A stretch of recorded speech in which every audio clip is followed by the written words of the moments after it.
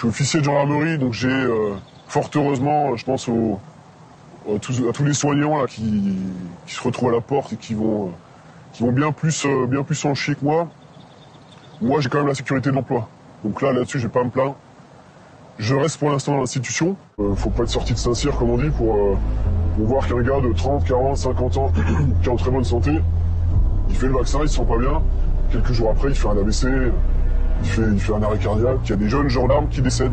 Une jeune gendarme d'une vingtaine d'années en escadron de gendarmerie mobile, à l'issue d'une séance de sport ou quoi, mais qui est décédée alors qu'elle était dans la force de l'âge. Hein. Je suis toujours resté au bas de l'échelle dans la police, ce qui m'a permis de, comme on dit vulgairement, ramener ma gueule quand il fallait le faire, de contester les ordres quand il fallait le faire. Parce qu'il faut savoir que dans ces milieux-là, beaucoup d'ordres, je le dis clairement, sont illégaux et sont donnés de façon orale, simplement. Et quand on demande des écrits, plus personne. Je suis officier dans l'armée. Dans l'armée, actuellement, il se passe pas grand-chose, alors qu'on a quand même beaucoup d'effets secondaires, on a des morts, et malgré ça, nos autorités bougent pas. On a beaucoup d'AVC, des crises cardiaques, des morts, j'ai des gens en active, j'ai des jeunes aussi.